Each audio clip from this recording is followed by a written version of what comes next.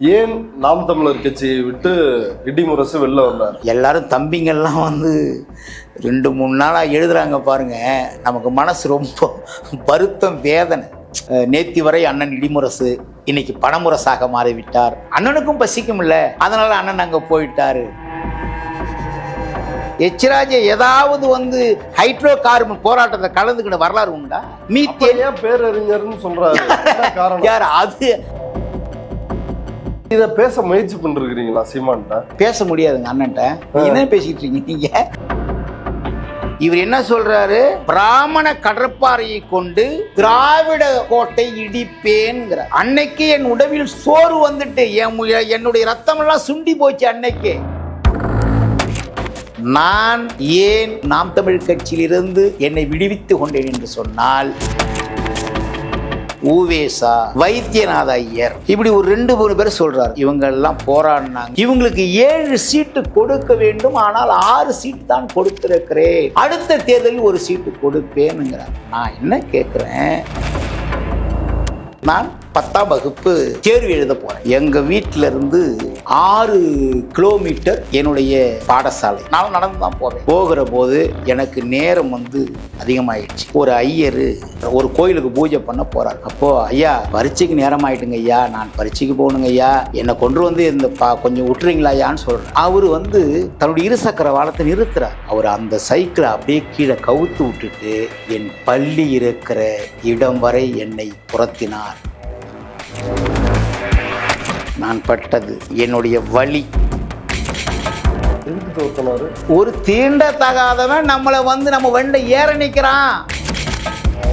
பெரியார் என்கிற ஒரு மனிதன் இந்த மண்ணிலே தோன்றாவிட்டால் பிராமணர்கள் இந்த மண்ணை முழுமையாக ஆக்கிரமித்து இருக்கிற அத்தனை பேரையும் அடிமையாக்கியிருப்பார்கள்.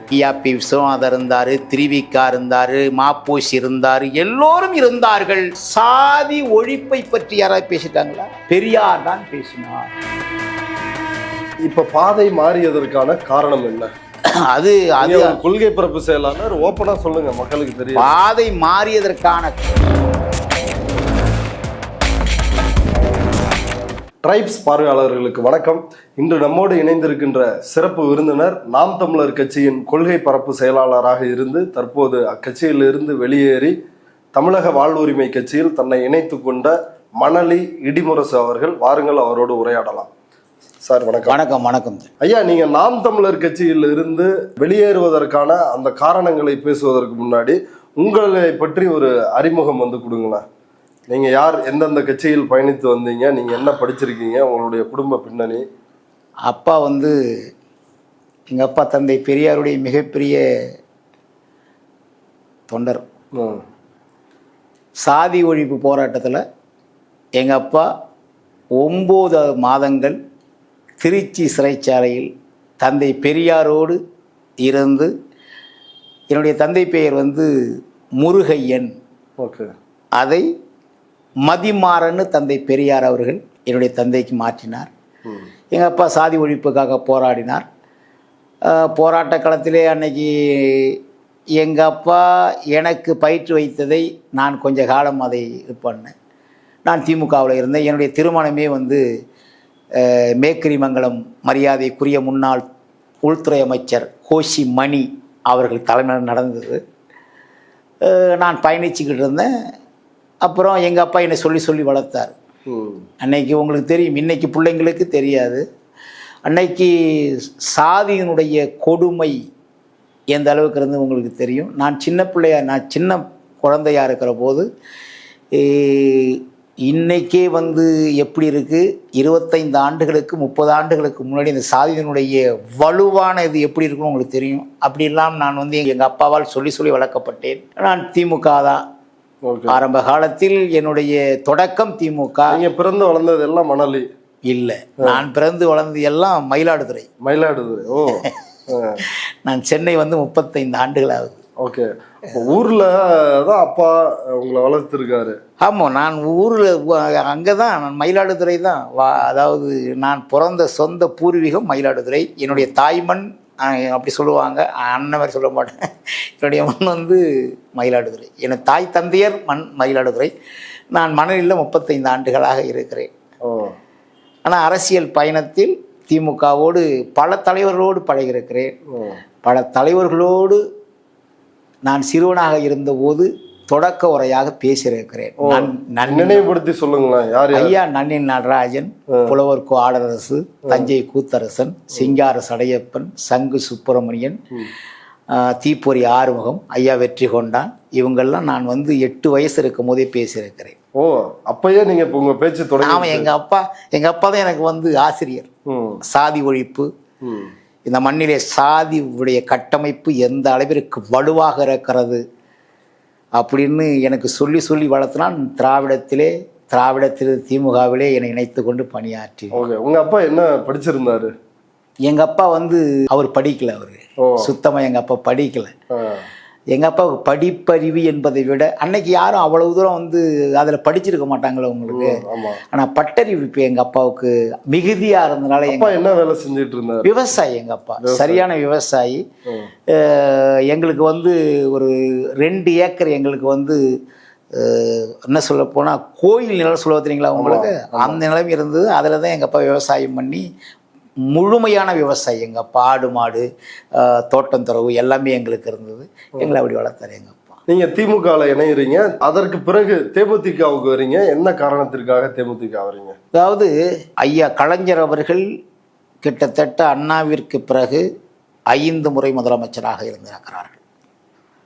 5 முறை முதலமைச்சராக இருந்த ஐயா கலைஞர் அவர்கள், அவர் மீதும் எனக்கு சின்ன சின்ன மன வருத்தங்கள் இருந்தது. ஒரு மிகப்பெரிய மன வருத்தம் எனக்கு ஐயா மேலே என்னன்னா, இந்த இலங்கை ஈழ பிரச்சனையில் ஐயாவுடைய பங்களிப்பு அதிகமாக இல்லை.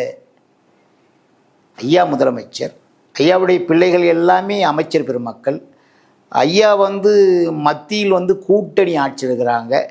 மூர்க்கமான போர் நடக்குது. அந்த போரில் ஐயாவுடைய பங்களிப்பு இல்லைங்கிற காரணத்தினால தான் நான் விஜயகாந்த் கட்சியில் அதுக்கு முன்னாடியேன்னா போர் நடந்துக்கிட்டு இருக்கிற போதே நான் விஜயகாந்த் கட்சியில் இணைச்சிக்கிட்டேன். தேமுதிகவில்? ஆமாம், தேமுதிகவில் இணைச்சிக்கிட்டேன். தேமுதிகவில் நான் ஒரு பேச்சாளர், தீப்பொறி செல்வதாசன் மதுரவாயில் 2 பேச்சாளர் தான். தமிழ்நாடு முழுவதும் 2 பேச்சாளர். ஐயா பண்ருட்டி ராமச்சந்திரன் இப்போ ஒரு புதுசாக கட்சி ஆரம்பிச்சிருக்காரு பார்த்தீங்களா? இப்போ போய் ஒரு கட்சி ஆரம்பிச்சிருக்காரு ஐயா. அவர் கூப்பா கிருஷ்ணன், திருச்சி கூப்பா கிருஷ்ணன், அண்ணன் பொன்னுசாமி அண்ணன், முன்னாள் கல்வி அமைச்சராக இருந்தார் பொன்னுசாமி அண்ணன். நாங்கள்லாம் ஒன்றா தான் இருந்தோம். இருக்கிற போது நாங்கள்லாம் பேசணும், யாருமே ஆள் இல்லாதப்போ பேசணும். 8.3% ஓட்டு வாங்கின பிறகு அந்த கட்சியினுடைய நிலைப்பாடு மாறினா பொருளாதாரத்தின் அடிப்படையில் யார் யார் செயின் போட்டிருக்கிறான், யார் புது டாட்டா சஃபாரி கார் வைத்திருக்கிறார்களோ அவர்களுக்கெல்லாம் மாவட்ட செயலர் கொடுத்தாங்க. எனக்கும் கேப்டனுக்குமே ஒரு சின்ன வருத்தம் என்னன்னா, சிஹெச் சேகர் கும்முடிப்பூண்டில் கேள்விப்பட்டிருப்பீங்க. அவர் மாவட்ட செயலாளர். நாடாளுமன்ற உறுப்பினர் 2016 நினைக்கிறேன், சுரேஷ்னு ஒரு தம்பி நிறுத்தணும். அப்போது நான் அவரோட ரொம்ப நெருக்கமாக வேலை செஞ்சோம். அப்போது அந்த பக்கமே சுற்றிட்டு இருக்கும்போது மாவட்ட செயலாளர் சிஹெச் சேகர் அண்ணே வேட்பாளர் அனுப்புங்கண்ணே பார்க்கணுன்னாரு. இல்லை இது அவர் சொந்த ஊர், அங்காளி பங்காளி உறவு ஒப்பரை எல்லாம் இங்கே இருக்கிறான், நான் கேப்டனாக நிறுத்தப்பட்டிருக்கிறேன், எனக்கு ஒரு ஓட்டு போடுங்க, உங்கள் சொந்த பந்தம் நான் போடுவான், கும்முடிப்பூண்டில் அப்படியான வாய்ப்பு இல்லை அப்படிங்கும்போது எனக்கு அவருக்கு சின்ன வருத்தம். அதை கேப்டன்கிட்ட சொன்னார். கேப்டன் என்னை கேட்குற போது ஒரு வார்த்தை சொன்னார். என்ன சொன்னார்னா, ராம ஒரு 2 கோடி ரூபா செலவு பண்ணியிருப்பான், நீ பேசி ஒரு 5 லட்ச ரூபா சம்பாதிச்சிருப்ப, அவன் நமக்கு தேவைடான்னாரு.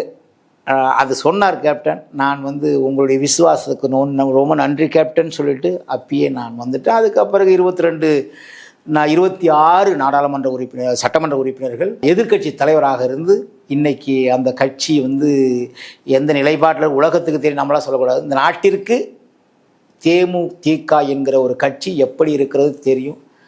அப்புறம் அதுக்கு பிறகு அண்ணன் சீமான் அவர்கள் 2013 நவம்பர் மாதம் நான் அந்த நாம் தமிழ் கட்சியில் சேர்த்துக்கிறேன். ஓகே. இடைப்பட்ட காலம் என்ன செஞ்சீங்க? இடைப்பட்ட காலத்தில் வீட்டில் இருந்தேன். நான் எந்த அரசியலுக்கும் போகல. ஏன்னா எனக்கு மிகப்பெரிய வருத்தம் என்னன்னா, அதாவது மொழி உணர்வு, இன உணர்வு அப்படியெல்லாம் பெரிய அதிகப்படுத்தி பேசுகிறவர்கள் ஈழத்தில் அந்த 1.5 லட்சம் தமிழர்கள் சாகடிக்கிற போது ஒரு அவர்களுக்கு ஆதரவான நிலைப்பாட்டை இந்த தமிழ்நாட்டில் இருக்கிற எந்த தலைவரும், நான் அவர் இவர் அப்படி சொல்ல, எந்த தலைவரும் வலிமை கொண்டு அங்கே வந்து தமிழர்கள் பாதிக்கப்படுகிறார்கள், அவர்களுடைய தொப்புள் கொடி உறவுகள் தான் நாங்கள், ஆனால் இங்கே இருக்கிற தலைவர்கள் நாங்கள் தலைவராக ஏற்றுக்கொண்டவர்கள் யாரும் அதற்கு குரல் கொடுக்கவில்லை அப்படின்னு நினைக்கிற போது எனக்கு மனவேதனை, வலி. அதனால் நான் வந்து அதற்கு பிறகு விஜயகாந்த் ஐயா கட்சியிலிருந்து வந்த பிறகு நான் அமைதியாக இருந்தேன். அப்புறம் சீமான 2013 அந்த கட்சியில் என்னை இணைத்து கொண்டேன். ஓகே, நீங்களா போய் இணைஞ்சிங்களா இல்லை கூப்பிட்டாரா அவர்? நானாக இணைஞ்சேன். ஏன்னா அவர் வந்து ராமேஸ்வரம்னு நினைக்கிறேன், அந்த பொதுக்கூட்டத்தில் மீனவனை அடித்தால் சிங்கள மாணவனை அடிப்பேன்னு அண்ணன் சொன்னார். எனக்கு அதில் கொஞ்சம் ஈடுபாடு இருந்தது. ஏன்னா இப்படி ஒரு தலைவர் வந்து குரல் கொடுக்குறாரு, அந்த ஈடுபாட்டில் நான் வந்து என்னை இணைத்து நானே போய் இணைச்சிக்கிட்டேன். ஓகே, அதற்கு பிறகு என்ன அனுபவம்? நாம் தமிழர் கட்சியில் என்னென்ன பணிகள்லாம் செஞ்சீங்க? எடுத்த உடனே உங்களுக்கு கொள்கை பரப்பு செயலாளர் கொடுத்தாங்களா? என்னவா இருந்தீங்க? நான் வந்து தொகுதி தலைவர் ஆக்கப்பட்டேன். எந்த தொகுதிக்கு? அதாவது மாதவரம் தொகுதி ஆக்கப்பட்டேன். முழு நேர அரசியல், எல்லா கட்சிகளிலும் தேர்தல் வந்த அரசியல் இருக்கும். தேர்தல் வந்தான்னா தேர்தல் களப்படி செய்வாங்க.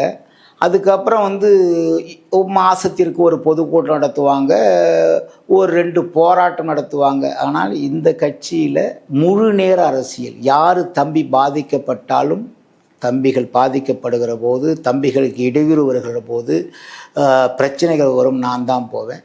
அப்புறம் கட்சி வளர்க்குறதுக்கு ஆர்ப்பாட்டம், போராட்டம், உண்ணாவிரதம், அப்புறம் வந்து சின்ன சின்ன பொதுக்கூட்டம், எல்லாமே தினமும் ஒரு நிகழ்வு இருக்கும். ஓகே, அதுக்கு முன்னாடி நீங்க முழு நேரமா எந்த கட்சியிலையும் இல்லை? முழு நேரமானா கேப்டன் கட்சியில் பொதுக்கூட்டம் போடுவாங்க. அந்த பொதுக்கூட்டத்துக்கு என்ன அழைச்சிட்டு போவாங்க. ஒரு அரை மணி நேரம் பேசுவேன், பேசிட்டு அதுக்கப்புறம் வீட்டுக்கு போயிடுவேன். அப்புறம் தலைமைக்கு வருவேன், அவ்வளோதான். அதாவது தெருவாக போய் அரசியல் பண்ணி நமக்கான ஒரு அரசியல், தமிழ் தேசிய அரசியல், தமிழரை மீட்டெடுக்கக்கூடிய அரசியல், தமிழை செம்மைப்படுத்தக்கூடிய அரசியல்னு நான் எங்கேயும் பேசுனது கிடையாது. பேசுவேன், ஏன்னா உங்களுக்கு தெரியல, உங்களுக்கு திமுகவில் எப்படி பேசுவாங்க, அண்ணா திமுகவில் எப்படி பேசுவாங்க அப்படின்னு உங்களுக்கு தெரியும் இல்லை? அது மாதிரி வந்து அது வேற அரசியல். நான் பார்த்த வரை அரசியல் எங்கள் அப்பா வந்து, ஆனால் என் உள்ளுக்குள்ளே வந்து இந்த ஏற்றத்தாழ்வு இதெல்லாம் எப்படி உருவானது, அந்த கோபம் எனக்கு அப்பிலிருந்து இருக்கும், சின்ன புள்ளில் இருந்து. எல்லோரும் வந்து ஒரே டீ கடையில் தேநீர் சாப்பிடணும், ஒரே விடுதியில் வந்து உணவு சாப்பிடணுங்கிற நிலை எப்போ வருங்கிறது ஏக்கம் எனக்கு உள்ளுக்குள்ளே இருக்கும் எப்போ வேணாலும்.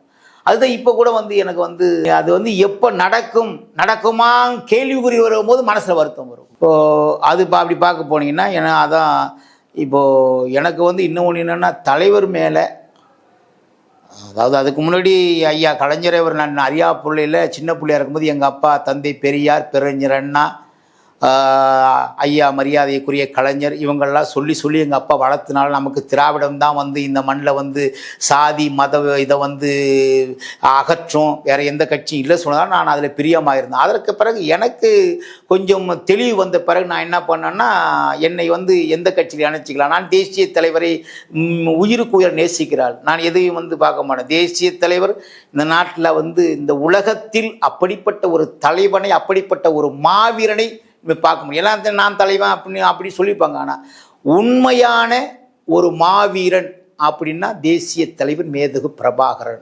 நான் அவரைத்தான் தலைவனாக அதற்கு பிறகு பேரறிஞர் பெருந்தொகை அண்ணாவிற்கு பிறகு, தந்தை பெரியாருக்கு பிறகு, கலைஞருக்கு பிறகு நான் ஏற்றுக்கொண்ட ஒரு தலைவன் தேசிய தலைவர் மேதகு பிரபாகரன். அண்ணன் அதில் வந்து அவரை மேன்மைப்படுத்தி அவருடைய வீரத்தை, அவருடைய போர் யுத்தத்தை எல்லாம் சொல்லுகிற போது நான் வந்து அவரை வந்து அண்ணனை வந்து ரொம்ப நேசித்து நான் போனேன். அதெல்லாம் சும்மாலாம் 13 ஆண்டு காலம் இப்பையும் அந்த நேசிப்பு எனக்கு அவர் மேலே இல்லை. ஏன்னா இன்னைக்கு யார் மறைக்கப்பட்டார்களோ, அண்ணல் தங்கோ, கியாபி விஸ்வநாதன், அப்புறம் திருவிக்கா, மாப்போசி, வள்ளலார், வைகுந்தர், இரட்டைமலை சீனிவாசன், ஐயத்தாச பண்டிதர், தேவர் திருமகனார் முத்துராம், எல்லாரையும் இவர் மறுபடி கொண்டு வருகிறார். அதில் எனக்கு மனப்பூர்வமான. ஆனால் எனக்கு அண்ணன் மேலே ஒரு வருத்தம். என்ன வருத்தம்? என்ன வருத்தம்? நீங்க சொல்ற கொள்கையெல்லாம் பேசுறாரு, பிரபாகரனை பேசுறாரு, நீங்க சொல்ற பட்டியலிட்ட இந்த தலைவர்கள் எல்லாம் பேசுறாரு. என்ன வருத்தம் அண்ணன்? அதாவது நான் சொல்லிடுறேன் பாருங்க, இரவு படித்து பகலில் எழுதச் சொன்னால் எல்லா பிள்ளைகளும் கேள்விக்கான பதிலை சரியாக எழுதும், 100க்கு 100 மார்க் வாங்கும். இது எல்லாம் நடக்கும். ஆனால் படித்து பேசுவது ஒரு பெரிய பொருட்டல்ல. ஆனால் பட்டறிவு என்பது இருக்கிறது, நான் பட்ட கஷ்டம் இருக்குல்ல, அதை நான் சரிப்படுத்தணும். எங்கள் அப்பா காலத்தில் எங்கள் அப்பா எந்த சூழலில் வாழ்ந்தார், அன்னைக்கு எங்கள் அப்பாவுடைய காலம் எப்படி இருந்தது, என் தாத்தனுடைய காலம் எப்படி இருந்தது, என் காலம் எப்படி இருக்கிறது, என் மகனுடைய காலம் எப்படி இருக்கும் அப்படின்னு நான் யோசிக்கணும். எனக்கு இப்போ எல்லாம் கிடைக்கிறது என்பதற்காக இப்போ நீங்கள் என்கிட்ட கூப்பிட்டு பேட்டி எடுக்கிறீங்க அப்படிங்கிறத நான் இதெல்லாம் பேசிடக்கூடாது. நான் பேசியதெல்லாம் நடைமுறை சாத்தியமா என்பது இருக்காது. நீங்கள் முதல்ல தெரிஞ்சு இருக்காது. தேசிய தலைவர் இருக்கிறாங்க, பேச மாட்டாங்க தெரியுமா உங்களுக்கு? நிறைய பேச்சு கிடையாது. ஆனால் செயல் அப்படிங்கிற போது உலகத்தில் அது போற ஒரு செயலாற்றக்கூடிய தலைவனை நீங்க பார்த்திருக்க முடியும். அதான் சீமானோட செயலில் உங்களுக்கு என்ன பிரச்சனை, சீமானுடைய கொள்கையில் என்ன பிரச்சனை, ஏன் நாம் தமிழர் கட்சியை விட்டு இடிமுரசு வெளில வந்தார்? எனக்கு எல்லாரும் தம்பிங்கெல்லாம் 2-3 நாளாக எழுதுறாங்க பாருங்க, நமக்கு மனசு ரொம்ப வருத்தம், வேதனை. நேத்தி வரை அண்ணன் இடிமுரசு, இன்னைக்கு பணமுரசாக மாறிவிட்டார் அப்படின்னு ஒரு தம்பி எழுதுறாரு. அண்ணனுக்கு பசிக்கும்ல, அண்ணனுக்கும் பசிக்கும்ல, அதனால அண்ணன் அங்கே போயிட்டாரு அப்படின்னு எழுதுறாரு. இப்போ அதாவது எல்லா தம்பிங்களும் இல்லை, எல்லா தம்பிங்களும் சொல்லக்கூடாது. அந்த கட்சியில் அறிவில் சிறந்த தேர்ச்சி பெற்ற தம்பிகள் இருக்கிறார்கள். நான் எல்லா தம்பியும் சொல்ல, ஒரு சில தம்பியை சொல்கிறேன். என்னுடைய பயணித்த தம்பிகளே எழுதுகிறாங்க, நான் ஏன் அதாவது நாம் தமிழ் கட்சியிலிருந்து என்னை விடுவித்து கொண்டேன் என்று சொன்னால், இந்த தேர்தலில் அண்ணன் அவர்கள் பிராமணர்களுக்கு 6 தொகுதியை கொடுத்திருக்கிறார். 6 தொகுதி. இது 6 தொகுதியை கொடுத்தது மாத்திரமல்ல, அதற்கு அண்ணன் அதை சரிப்படுத்த பார்க்கிறார்.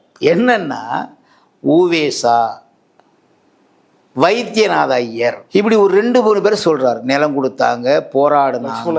லட்சுமண ஐயர், இவங்கெல்லாம் போராடினாங்க, நிலம் கொடுத்தாங்க.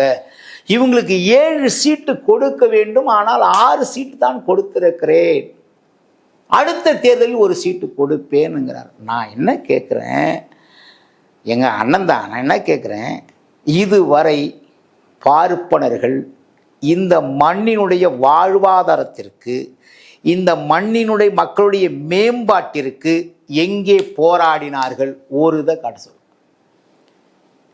பெரியாரை விமர்சிக்கிறோம், பெரியாரை இன்னைக்கு மூர்க்கமாக விமர்சிக்கிறீங்க. பெரியார் என்கிற ஒரு மனிதன் இந்த மண்ணிலே தோன்றாவிட்டால் பிராமணர்கள் இந்த மண்ணை முழுமையாக ஆக்கிரமித்து இருக்கிற அத்தனை பேரையும் அடிமையாக்கியிருப்பார்கள். எல்லாரும் இருந்தாங்க. எங்க ஐயா அண்ணல் தங்கோ இருந்தாரு, கியாபி விஸ்வநாதர் இருந்தாரு, திருவிக்கா இருந்தாரு, மாப்போசி இருந்தாரு, எல்லோரும் இருந்தார்கள். ஆனால் தமிழை பற்றி பேசினார்கள், தமிழின் மேன்மையை பற்றி பேசினார்கள். ஆனால் சாதி ஒழிப்பை பற்றி யாராவது பேசியிருக்காங்களா? பெரியார் தான் பேசினார், பெரியார் தான் போராடினான். நான் அது எங்கே வேணாலும் சொல்வேன். சாதி ஒழிப்பு போராளியாக இந்த மண்ணிலே முன்னிறுத்தப்பட்டு சாதி ஒழிப்புக்கு போராடிய ஒரு தலைவர்னா பெரியார். யாராவது சொல்லுங்க. இத்தனை பெரியவர்கள் இருக்கிறாங்க. இப்போ இவர் என்ன சொல்றாரு? பார்ப்பானிய பிராமண கடற்பாறையை கொண்டு திராவிட பாழடைஞ்ச கோட்டை இடிப்பேன்கிறார். அன்னை சொன்னாரா? எனக்கு அன்னைக்கே என் உடம்புல சோர்வு ஏற்பட்டுச்சு. அன்னைக்கு பேசினார்ல, அன்னைக்கு என் உடம்பில் சோர்வு வந்துட்டு என்னுடைய ரத்தமெல்லாம் சுண்டி போச்சு. அன்னைக்கே நான் என்ன சொல்றேன்? பார்ப்பன கடப்பாறையை கொண்டு திராவிட பழஞ்ச கட்டடத்தை நீங்கள் இடிப்பேன் என்று சொல்கிறீர்களே, அப்போ தமிழ் தேசிய கடப்பாறை என்ன ஆனது?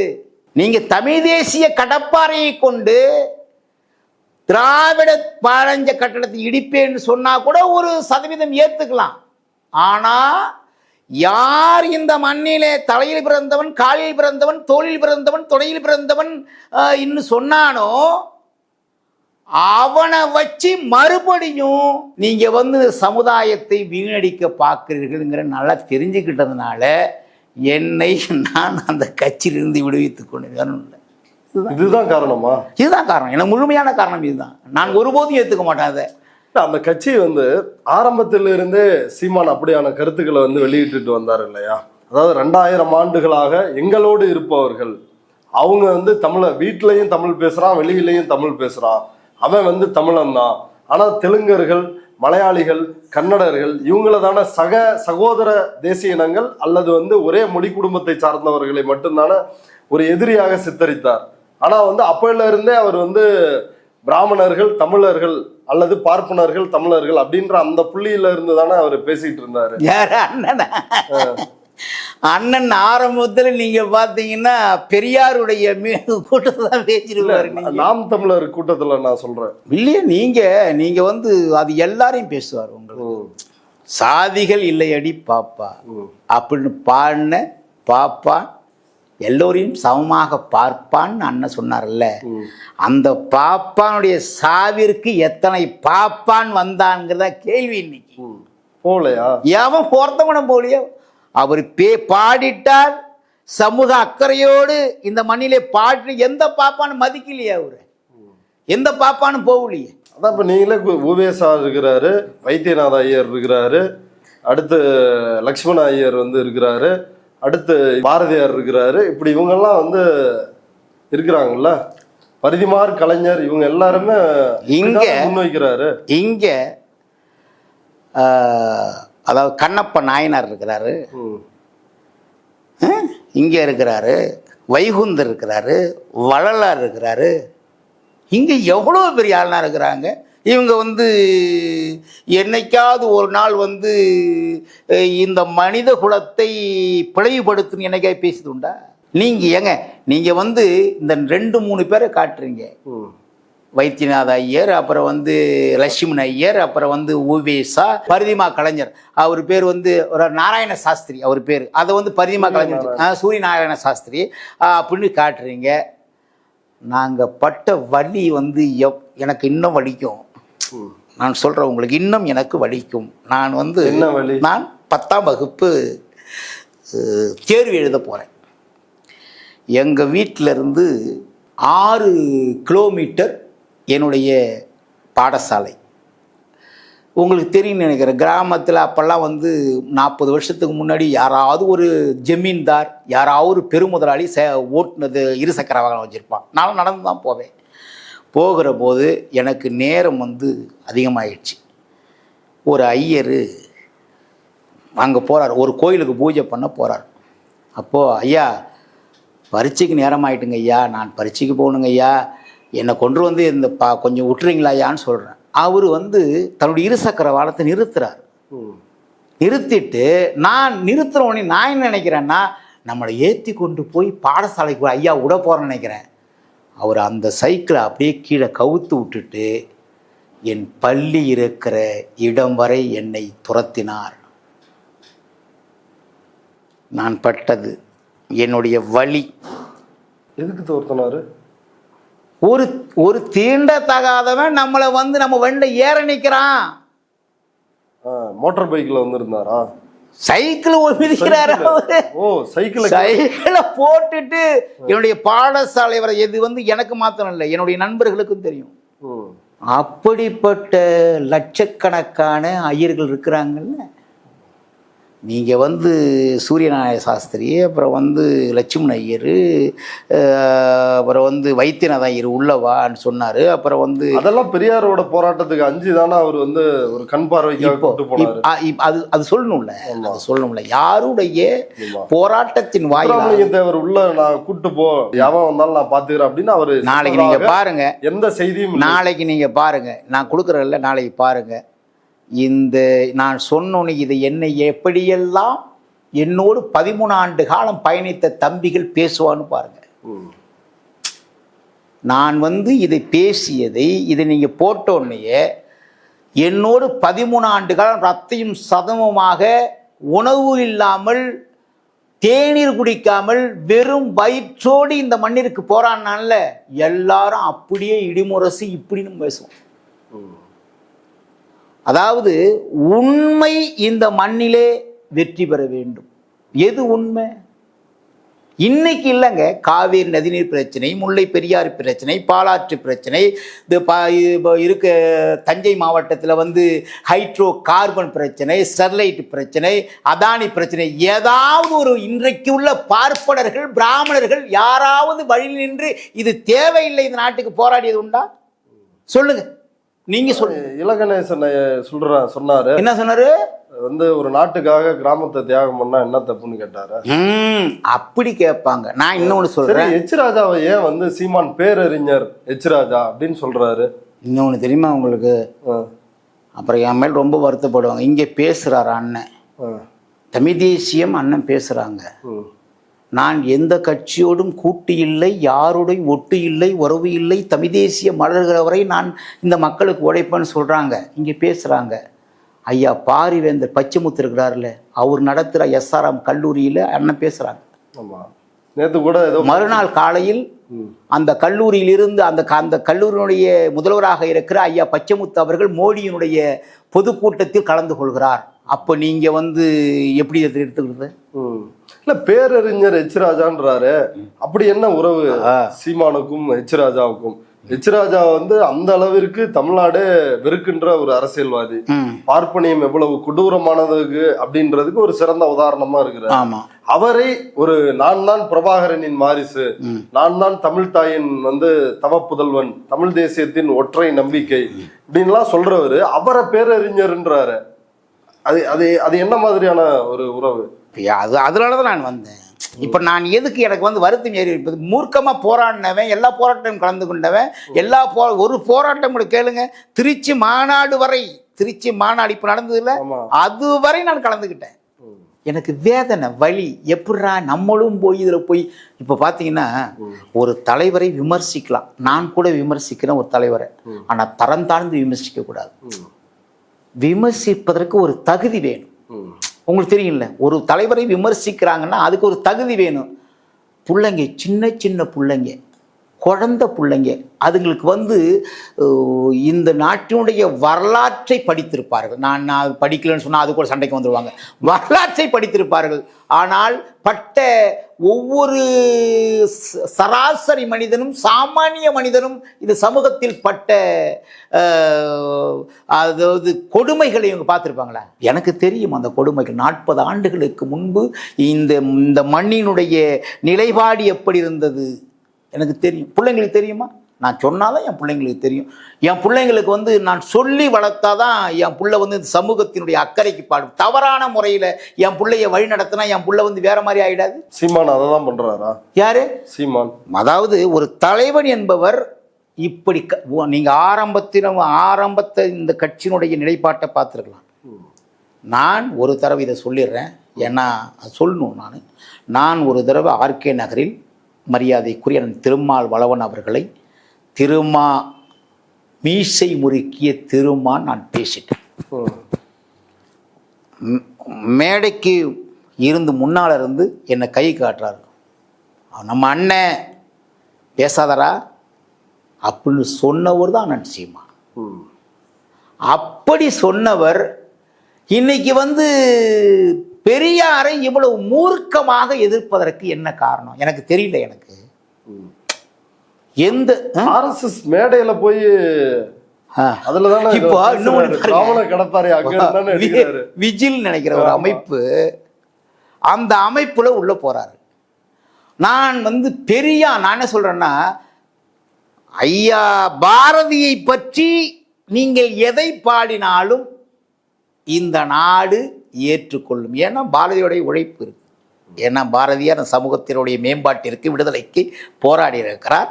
அவருக்கு வந்து அவர் என்ன நீங்க வந்து 3 நாள் கூட வாழ்த்துங்க, 30 நாள் வாழ்த்துங்க, சரி. ஆனால் அங்க பெரியாரை தாழ்மைப்படுத்தி சிறுமைப்படுத்தி நமக்கு அது அது அந்த அளவுக்கு தேவையா?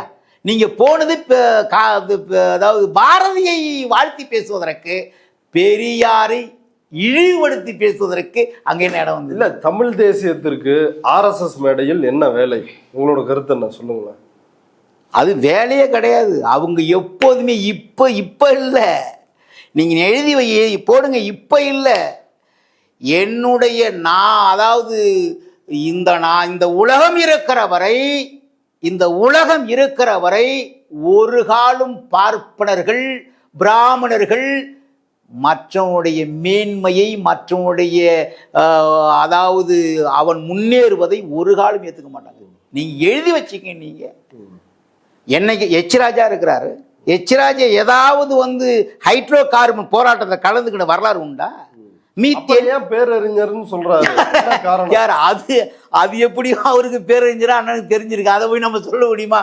நான் என்ன பொறுத்த உங்க தலைவருக்கு, அதாவது முன்னாள் தலைவர், தலைவருக்கு வந்து பேரறிஞர்னு அண்ணன் வந்து உங்களுக்கு தெரியுமா? உங்களுக்கு பேரறிஞர் தெரியலன்னா உங்களுக்கு ஏதோ சீமா அண்ணன் வந்து எப்படின்னு கேட்டீங்கன்னா, யாருமே வந்து என் பெரியப்பா புள்ள, என் சித்தப்பா புள்ள, என் மாமன் புள்ள, என் மச்சான், என்னுடைய அப்பா, என்னுடைய அம்மா, பெரிய கவிஞர், அப்படிதான் அண்ணன் பேசுவார். அது நீங்க பாத்தீங்கன்னா அது ஒரு இதா வச்சிருக்காரு அண்ணன். அதனால வந்து அவரு எச் ராஜா வந்து அவரு பேரறிஞர் சொல்றாருன்னா அவர் தனிப்பட்ட கருத்து.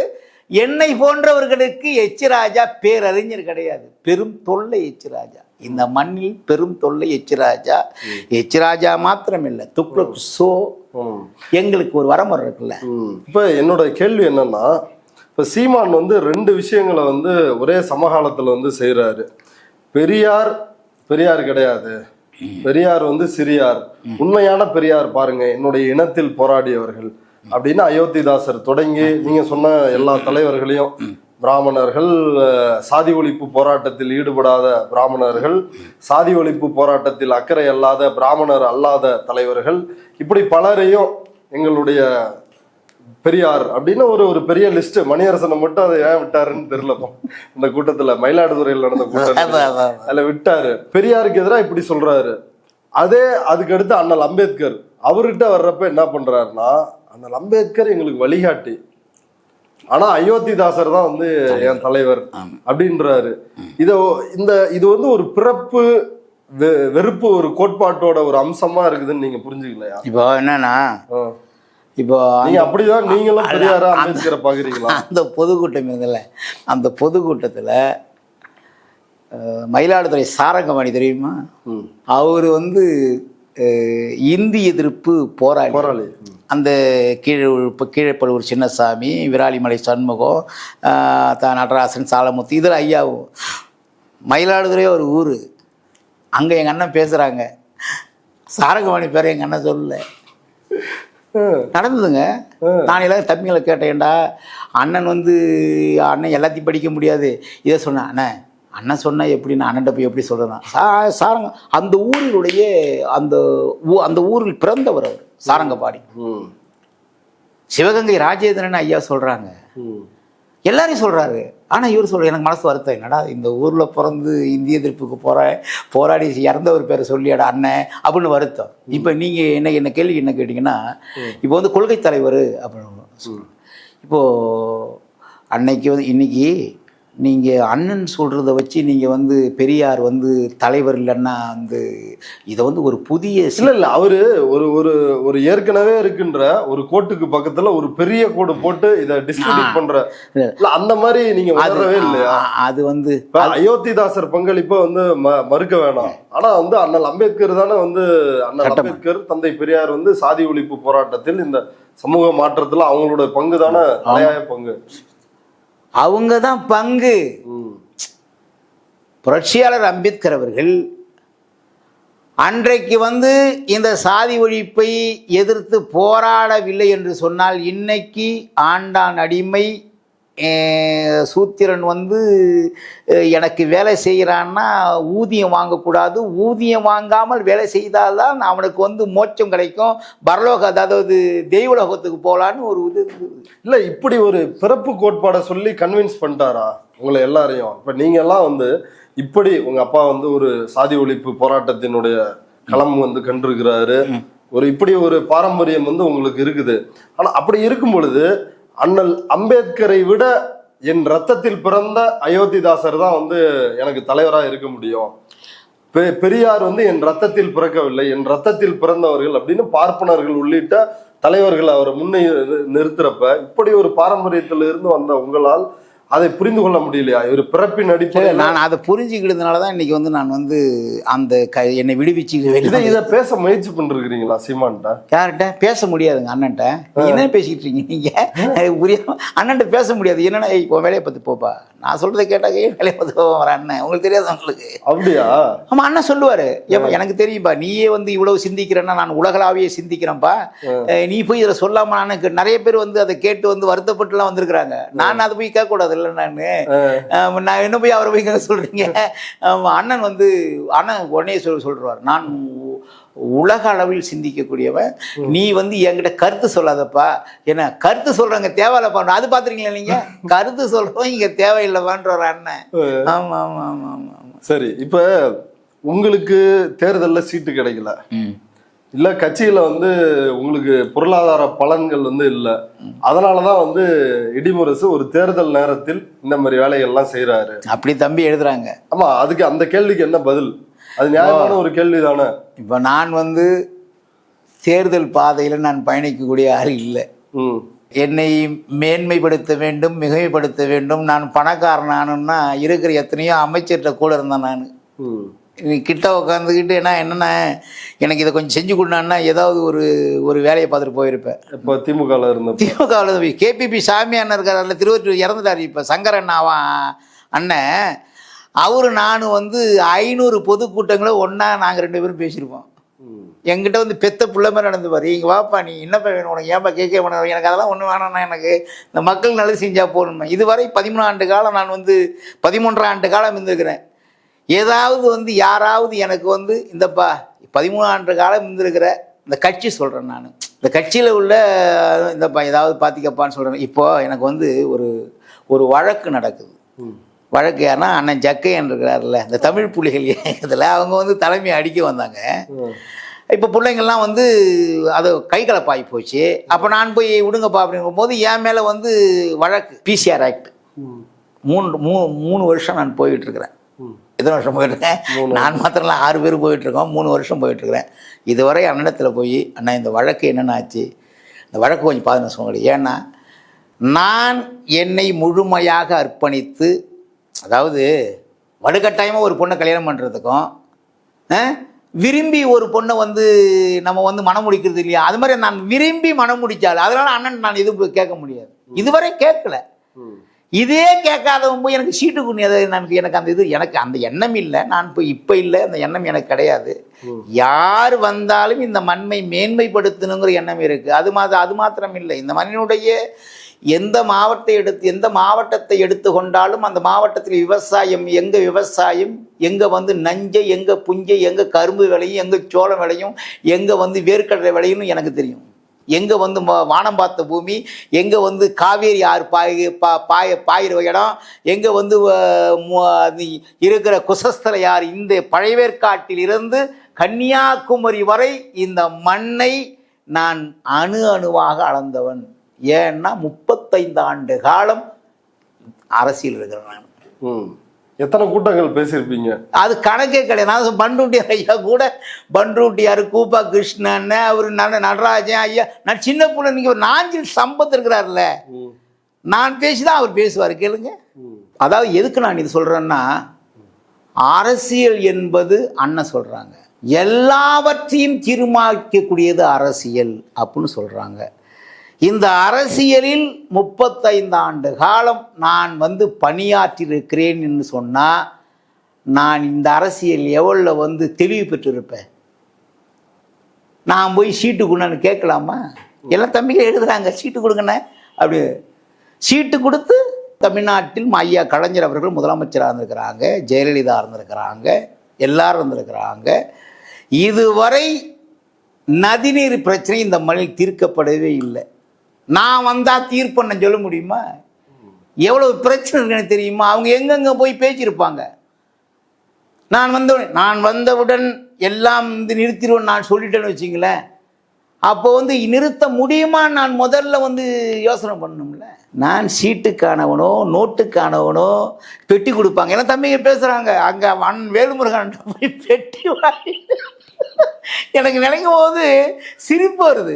பெட்டி வாங்கிட்டு அண்ணன் போயிட்டார். டேய், யாராவது ₹1 இந்த இடிமுரசுக்கு கொடுத்தான்னா சொல்லு, காட்டு. காசே தராம தான் இவ்வளவு ஆண்டு கட்சியில நாம் தமிழர்ல பயணிச்சிங்களா? ஏங்க அதான் சொல்றேன், பகிரங்கமா சொல்றேங்க. யார், அதாவது பொதுக்கூட்டத்தில் போனா வழி செலவுன்னு ஒரு தொகை கொடுப்பாங்க, அதாவது பயணத்துக்கு கொடுப்பாங்க, அது மட்டும் தான் கொடுப்பாங்க. இன்னொன்று என்னன்னா, நான் எனக்கு வாகனமோ இல்லை மகிழுந்தோ எதுவுமே கிடையாது, எதுவுமே இல்லை எனக்கு. நான் இதுவரை இருசக்கர வாகனம் தான் வச்சிருக்கிறேன். இருசக்கர வாகனத்தில் தான் நான் சென்னை முழுவதும் ஆர்ப்பாட்டம் போராட்டம்னா பயணிப்பேன், யாரையும் கூடயும் போக மாட்டேன் நான். ஓகே. வெளியூர்களுக்கு தொடர் வண்டியில் போய் ₹150 ₹120 தொடர் வண்டியில் போட்டு அதே தொடர் வண்டியில் வருவேன். இதுவரை நான் சொல்கிறேன், 13 ஆண்டு காலம் இதுவரை போராட்டம், வழக்கு எல்லாம் வந்திருக்காங்க. என் மனைவி வடிவேல் ஒரு படத்தில் திட்டுவார்ல, சும்மா அப்படி திட்டு வரல, அப்படி காட்டிகிட்டு இருக்கேன். இப்போ கூட அவங்க என்னங்க இப்படி பண்ணிட்டீங்களே, என்ன இரு, ஒரு காரணம் இருன்னு சொன்னேன். என் பையன் என்னப்பா இப்படி பண்ணிட்டீங்களப்பா, எப்படிப்பா, ஏன்பா பண்ணீங்கன்னா, இருப்பா நான் ஒரு முடிவு எடுக்கிறேன்னா அப்பா வேறு மாதிரி முடிவு உனக்கு தெரியுங்களா அப்படின்னு. சரிப்பா நீங்கள் எடுத்துக்க அப்படின்னா. யாரும் நம்மளை அதை சொல்கிறேன், 15 ஆண்டு காலம் முழு நேர அரசியல் இருந்திருக்கிறேன். யாரும் எனக்கென்று ஒரு தொகையோ ஏதோ கொடுத்து உங்கள் குடும்பத்தை காவந்து பண்ணு சொன்னது கிடையாது. அப்படி சொன்னாங்கன்னா சொல்லுங்கள். 13 ஆண்டு காலம் இருந்திருக்கிறேன். நாம் தமிழர்ல இருந்த காளியம்மாள் இன்னைக்கு அதிமுகவில் இன்னைக்கு இணைஞ்சிருக்கிறாங்க. இப்படி ஒவ்வொருத்தரும் பல கல்யாண சுந்தரம், ராஜீவ்காந்தி, இப்படி ஒவ்வொருத்தரும் ஒவ்வொரு கட்சிகளுக்கு போயிருக்கிறாங்க. இப்போ நீங்க தாவாக்கா, தமிழக வாழ்வுரிமை கட்சி, அந்த கட்சிக்கு போனதுக்கான காரணம் என்ன? அதாவது அண்ணன் தேசிய தலைவரை ஏற்றுக்கொண்டவர் ஒரு அண்ணன், இந்த அண்ணனும் தேசிய தலைவரை ஏற்றுக்கொண்டவர். 2 அண்ணனும் எனக்கு அண்ணன் தான். ஓகே. என்ன அண்ணன் இருக்கிறாங்க, அது சொல்லணும் இருக்கிறாங்க, சொல்கிறேன், காலவரவு சொல்கிறேன். எனக்கு ஒரு 4 அண்ணன்கள் தமிழ்நாட்டில் 4 அண்ணன் இருக்கிறாங்க. 4 அண்ணனும் ஒன்றா சேர்ந்தா யாரிடமும் இந்த தமிழ் தேசிய அரசியலுக்கு தமிழ்நாட்டு அரசியலை கொடுக்க வேணாம். இப்போ நான் என்ன கேட்குறேன்னா, நீங்கள் சாதி ஒழிந்தாக வேண்டும் அப்படின்னு தீவிரமாக பேசுகிறீங்க. இன்னொரு புறம் ஈழம் விடுதலை அடைந்தாக வேண்டும் அப்படின்னு அதையும் பேசுகிறீங்க.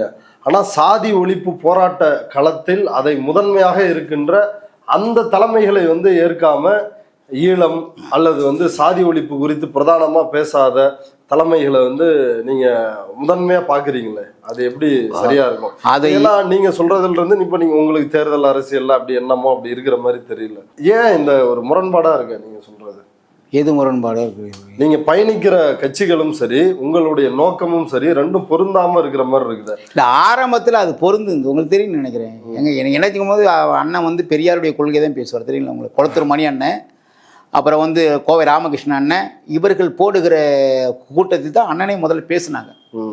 யாரு? நம்ம அண்ணன் சீமான், அதுதான் பேசுனாங்க. இன்னைக்கு அதை அதை பேசிட்டு பெரியார், அதாவது நீங்கள் பார்த்தீங்கன்னா நீங்கள் பழைய காணொலிலாம் பாருங்கள், அண்ணன் பெரியாரை பற்றி பேசக்கூடிய அந்த பேச்சுகள்லாம் தமிழ்நாட்டில் எவனும் பேசிருக்க மாட்டான். அவ்வளோ மூர்க்கம் கொண்டு பெரியாரை வந்து தூக்கி பிடிச்சி பேசுன அண்ணன் தான். அதெல்லாம் நாங்கள் வந்தோம். ஆனால் படிப்படியாக அந்த வழியை விட்டு மாறி வேற வழியில் போகிற போது எங்களை விடுவிச்சுக்கிறோம். எந்த வழி அவர் இப்போ அண்ணன் வந்து தமிழ் தேசியத்தை பற்றி சாதி ஒழிப்பு தான் தமிழ் தேசியத்துக்கு விடுதலை. இப்போ சாதி ஒழிப்பவர்கள் பக்கத்தில் அண்ணன் இருக்கிறாங்களாங்கிற பிரச்சனை. இப்போ வந்து வைத்தியநாத ஐயரை பற்றி பேசுகிறாங்க, லட்சுமி ஐயரை பற்றி பேசுகிறாங்க, உவேசாவை பற்றி பேசுகிறாங்க, இப்படி அண்ணன் பேசுகிறாங்க. அப்போ அப்படி பேசலையே, அண்ணன் அப்படி பேசலையே. அம்பேத்கர் அதாவது சாதிதான் சமூகம் என்றால் வீசும் காற்றில் விஷம் பரவட்டுன்னு சொன்னவங்க தான் அண்ணன். எந்த அண்ணன்? அம்பேத்கர் ஐயா என்ன சொன்னாங்களோ அதுதான் அண்ணன் வந்து முன்மொழி. இப்ப பாதை மாறியதற்கான காரணம் என்ன? அது கொள்கை பரப்பு செயலாளர் ஓப்பனா சொல்லுங்க, மக்களுக்கு தெரியும். பாதை மாறியதற்கான காரணம் என்னன்னா, அந்த காரணம் அவருக்கு தெரியும். அவரு தான் நீங்க கேட்கணும் அந்த காரணம். நான் பாதை மாறியதால் என்னை விடுவித்துக் கொண்டேன், அவ்வளவுதான். இதை நீங்க முதல்ல போடணும். அவர் எதுக்காக மாறணும் எனக்கு நான் சொல்ல முடியாது, அவருதான் கேட்கணும் நீங்க போயிட்டு. ஆனால் அவர் பாதை கொஞ்சம் கொஞ்சமாக தடம் மாறுகிறார் என்னை தெரிந்து கொண்டதற்கு பின்னால் தான் என்னை அதிலிருந்து விடுவித்துக் கொண்டேன். நீங்க அதை முதல் தெரிஞ்சு. ஈழ போராட்டத்துல உறுதியா இல்லையா? யாரு? சீமான். ஈழ போராட்டம் என்பது எங்க அண்ணன் வேல்முருகன் உறுதியா இருக்கிறாரு, எங்க அண்ணன் திருமால்வளவன் உறுதியா இருக்கிறாரு. தமிழ்நாட்டில் எல்லாரும் ஈழத்துல வந்து விடுதலை வேண்டும் என்பதிலே உறுதியா, அதில் மாற்று கருத்து இல்லை. நான் பயணிக்கிற பாதை அங்கே விடுதலை வாங்கி கொடுக்குமாங்கிறது தான். இங்க உட்காந்து நான் பேசுறேன்னு வச்சிங்களேன், அது விடுதலை கிடைச்சிருமா? இல்ல, இப்ப நீங்க தமிழ் தேசிய தலைவரே உயர்வாக பேசினார், ரொம்ப ஆளுமையா வந்து அதை முன் வச்சார், அதெல்லாம் என்ன ஈர்த்துச்சு சீமான்ட்ட அப்படின்னு சொல்றீங்க. அவர் தானே இன்னைக்கு வந்து ஒரு சமையல் மாஸ்டர் ரேஞ்சுக்கு வந்து மொத்தமா இறக்கிட்டாருல்ல, அதை பத்தி எல்லாம் உங்களுக்கு என்ன கருத்து இருக்கு? நான் என்ன சொல்றேன்னா, அது வந்து அவர் தனிப்பட்ட கருத்து. நான் அதுக்கு வரல, நான் அந்த சப்ஜெக்டுக்கே போகல நான். ஏன்னா அது அவர் என்ன பண்ணார் எது பண்ணார் எல்லாம் விமர்சிக்கிறாங்க, அவர் இவங்களை நான் அது போல. நான் ஆரோக்கியமான அரசியலை முன்னெடுத்து செல்ல வேண்டும். செல்லாத பட்சத்தில் நான் அங்கே இருக்க, இப்போ தங்கச்சி காளியம்மா போயிருக்கு, தங்கச்சியெல்லாம் ஆரம்ப காலத்துலலாம் பார்த்தீங்கன்னா உங்களுக்கு தெரியும். ஏன் தங்கச்சி போச்சு? இப்போ அதிமுகவில் போய் தங்கச்சி இணைஞ்சிருக்கு.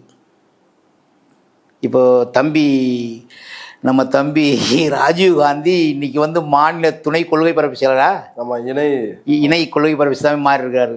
தம்பி கல்யாண சுந்தரம் தெரியும் உங்களுக்கு, யாரை பற்றி யார், அதாவது பேராசிரியர்னா தகுதியான தம்பி, தகுதியான நான் ஆளுமை, அதெல்லாம் சொல்ல. என் தங்கச்சி காளியம்மா, என் தம்பி அறிவுச்செல்வன், என் தம்பி கல்யாண சுந்தரம், ஆளே இல்லாத போது நான், என் தம்பி அறிவுச்செல்வன், கல்யாண சுந்தரம் எல்லாம் தான் திருவத்தூர் பழையவேற்காடு எல்லாம் பேசிட்டு 10 மணிக்கு மேலே 2 இட்லி கூட வாங்கி கொடுக்க ஆள் இல்லாத வாய் காஞ்சி கை காஞ்சி வீட்டுக்கு போயிருக்கோம். இதெல்லாம் வரலாறு, இது சாதாரண விஷயம் இல்லை. ஒரு மனிதன் இந்த நாட்டு கட்சிகளில் தன்னிச்சையாக எனக்கு தமிழ் தேசியம் வேண்டும், தமிழ் இனம் தலைமுறை வேண்டும்னு வந்தவங்க நாங்கள்லாம்.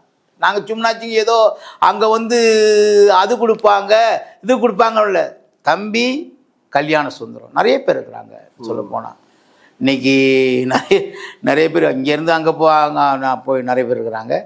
அதனால் எங்களுக்கென்று என் வயசு 55 வயசு, எனக்கென்று உள்ளுக்குள்ளில் ஒரு லட்சிய நெருப்பு இருக்கிறது. அதை யார் அணைக்க நினைத்தாலும் நான் அங்கிருந்து வெளிவந்து.